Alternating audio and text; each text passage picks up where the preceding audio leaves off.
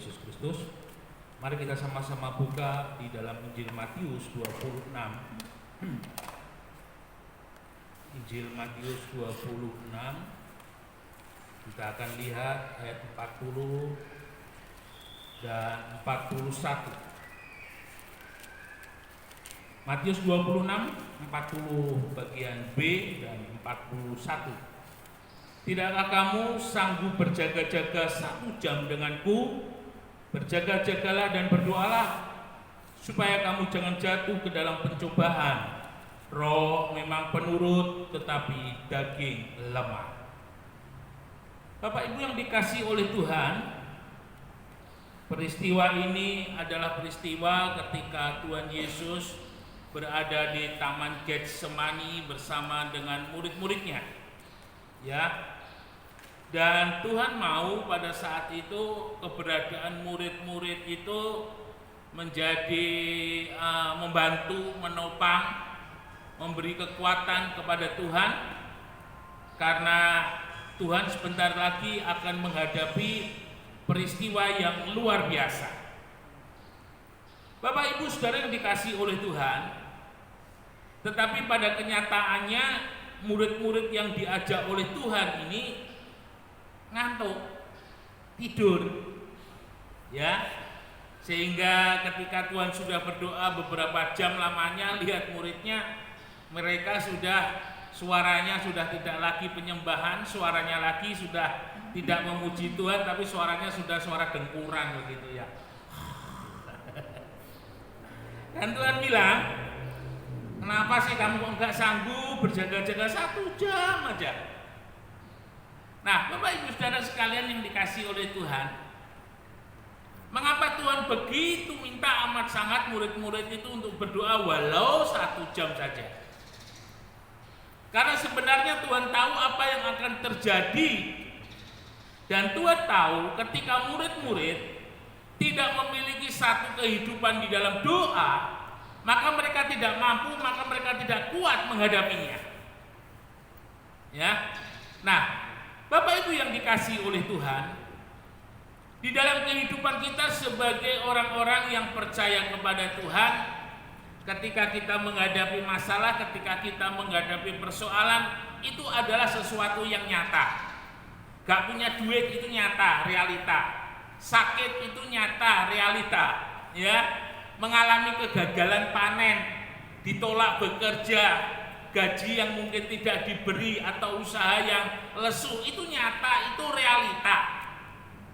Tapi yang menarik Bapak Ibu Saudara yang dikasihi oleh Tuhan, Tuhan tidak pernah berfirman bahwa Tuhan melakukan itu semua.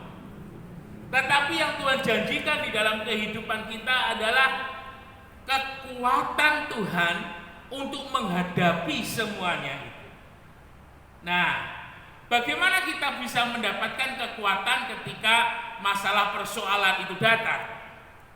Itu tidak bisa dilepaskan dengan kehidupan doa. Daud dan Saul menghadapi Goliat, melihat rupanya Goliat itu beda.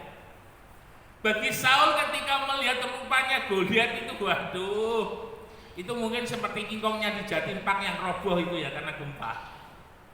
Tapi bagi Daud ketika melihat rupanya atau wajahnya Goliat, Daud sama sekali nggak takut, ya. Dan Daud mempunyai keyakinan bahwa dia harus menghadapi Goliat dan bahwa dia harus menang menghadapi Goliat.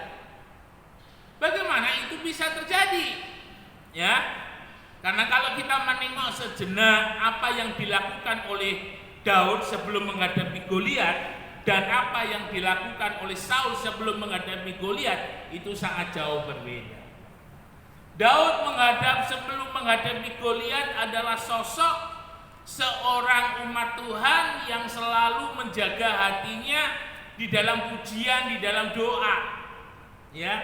Dan doanya Daud ketika berdoa, Daud tidak mengenal tempat yang bagus.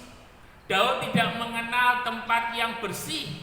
Tetapi Daud ketika berdoa yang dia kenal adalah tempat di bawah pohon di tengah-tengah hutan. Karena sambil bekerja, Daud menyempatkan waktu juga untuk berdoa.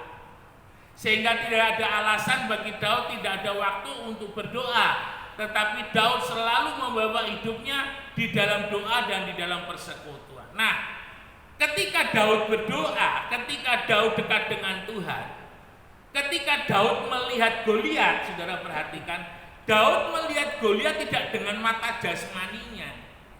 Daud melihat Goliat tidak dengan kekuatannya, tetapi Daud melihat Goliat itu dengan matanya Tuhan, dengan mata ilahi, dengan kekuatan ilahi, bahwa Goliat itu tidak ada apa-apanya. Ya, ini yang harus kita teladani di dalam kehidupan Daud. Jadi saudara jangan harap bahwa dalam hidup kita orang percaya ketika masih hidup Tuhan melalukan masalah Anda. Tapi yang Tuhan ajarkan adalah menghadapi masalah. Yang Tuhan ajarkan menghadapi persoalan. Bagaimana menghadapi suami, ya, wis bosen nih kira-kira. Bagaimana menghadapi istri, ya, yang kalau pagi mungkin bunyinya lebih seru daripada cucak rowo tangga sebelah. Ataupun mungkin menghadapi anak yang sudah kalau bikin orang tua marah sudah sampai ubun-ubun mau lepas gitu kira-kira. Itu sebuah kenyataan. Nah, sekarang yang menjadi masalah adalah siapa yang ada dalam hidup kita. Ya, kalau yang ada di dalam kehidupan kita adalah hawa nafsu kita, yang ada dalam hidup kita adalah kemanusiaan kita. Wow, bahaya itu saudara. Yang tampil untuk menyelesaikan masalah itu adalah kemarahan, kebencian, kedengkian.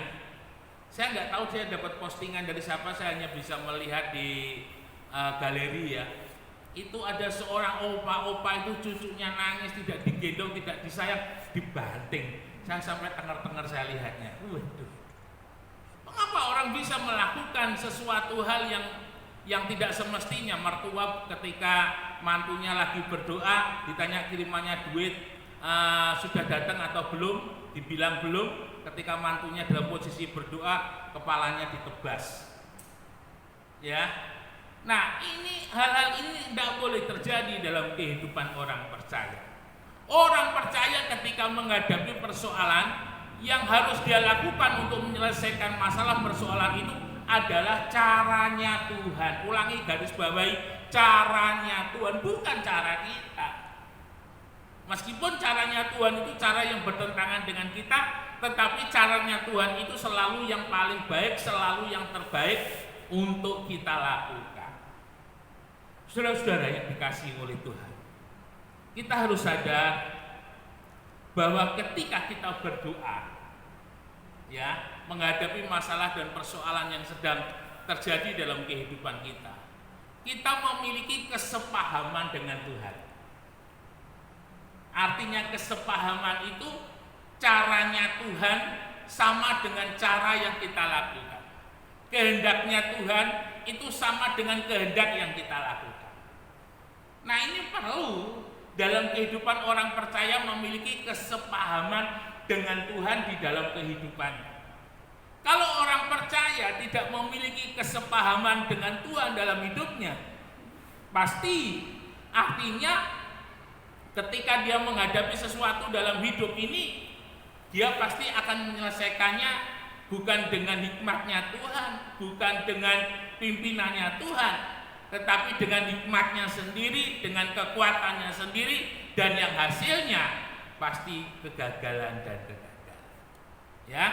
Lalu kemudian ketika kita berdoa, tidak hanya kita memiliki kesepahaman dengan Tuhan, tetapi dengan berdoa itu memberikan kehidupan kita sebagai orang percaya mengerti caranya Tuhan untuk menolong, caranya Tuhan untuk memberkati. Dengan berdoa itu membuat kita memahami caranya Tuhan, memahami maksudnya Tuhan. Ya, Bapak Ibu Saudara yang dikasihi oleh Tuhan, bangsa Israel ketika keluar dari Mesir itu jumlahnya 2 juta, kurang lebih 2 juta orang. Itu bukan jumlah yang sedikit. Bagaimana mengajar orang 2 juta itu untuk boleh mempercayai Tuhan, maka yang dilakukan oleh Tuhan di hadapan 2 juta orang itu adalah perkara-perkara yang spektakuler. Ya, perkara-perkara yang luar biasa. Bangsa Israel baru saja 430 tahun, 450 tahun mereka menjadi budak di Mesir. Dan mereka butuh keyakinan, butuh kepastian siapa yang akan memimpin mereka, siapa yang akan mengubah di dalam kehidupan mereka, sehingga Tuhan perlu menunjukkan kesuperpowerannya di hadapan bangsa Israel. Laut terbelah menjadi 2. Di hadapan bangsa Israel ketika zamannya Ahan mengambil istri Isabel, dan hampir semua orang Israel pada waktu itu sudah masuk di dalam penyembahan berhala. Untuk memulihkan di dalam kehidupan mereka, Elia berdoa, Tuhan turunkan api dari langit. Sesuatu yang harus besar, sesuatu yang harus luar biasa, yang membuat banyak orang Israel bisa kembali berbalik kepada Tuhan. Nah, itu sebuah cara. Tapi beda dengan ketika Tuhan menghadapi Elia ketika bertemu dengan janda di Sarfat. Yang dilakukan oleh Tuhan setiap hari itu hanya membuat minyak yang sedikit itu tidak berkurang, yang membuat tepung yang sedikit itu tidak berkurang meskipun dipakai. Kuantitasnya, jumlahnya kecil ketika menghadapi janda yang ada di Sarfat. Ya, jadi kita melihat di sini kadang caranya Tuhan itu harus cara yang gede, cara yang spektakuler, cara yang besar. Tetapi di sisi yang lain Tuhan pun juga bisa memakai cara-cara yang kecil. Tetapi intinya harus kita ingat bahwa pemeliharaan Tuhan itu selalu ada. Pertolongan itu Tuhan selalu ada. Lah, ini tidak mudah. Kadang ada banyak sebagian orang percaya, dia baru mengakui bahwa itu pertolongan Tuhan, bahwa itu berkat Tuhan ketika dia menerima sesuatu yang spektakuler. Tapi mereka mengabaikan bagaimana pemeliharaan setiap hari, makan, pakai, minum, cukup, tidak berkekurangan. Itu pun juga bentuk daripada pemeliharaan Tuhan yang harus kita syukuri. Ya, tidak kalah cara kita mensyukurinya dengan ketika Tuhan memberikan berkat yang secara nilai itu jumlahnya besar. Dan doa itu mengajar kita untuk memahami cara Tuhan untuk menolong di dalam hidup ini, ya. Bapak Ibu Saudara yang dikasihi oleh Tuhan Yesus, yang terakhir renungan sore hari ini adalah biarlah di dalam kehidupan kita selalu berdoa. Tuhan hanya katakan, tidak sanggupkah kamu berjaga-jaga 1 jam saja? Dengan kata lain, ini dalam 1 hari 24 jam, hanya 1 jam yang Tuhan minta. Ya, mungkin kalau saudara melihat 1 jam ini kalau langsung berat, mungkin bisa Bapak Ibu Saudara bagi 30 menit. Tapi ingat baik-baik, ketika 30 menit itu hati, pikiran, tubuh kita satu hanya untuk Tuhan, yakinlah itu akan membangun sebuah kekuatan iman yang luar biasa. Yakinlah itu akan membawa kehidupan kita mengerti dan memahami Tuhan. Yakinlah itu akan membuat di dalam kehidupan kita semakin dekat dengan Tuhan, semakin mengerti caranya Tuhan, dan kita tidak pernah menjadi orang Kristen yang membeli, tetapi orang Kristen yang pasti melihat masalah, melihat persoalan, oh pasti kemarin Tuhan tolong, hari ini juga tolong. Menjadi orang percaya yang terus berjalan, tidak statis apalagi mundur, tetapi terus berjalan maju. Miliki kehidupan doa dan tidak jemu-jemu. Setiap hari seperti saudara makan tiap hari, demikian juga saudara berdoa. Kiranya Tuhan Yesus memberkati di dalam kehidupan kita, bangun terus kehidupan doa saudara.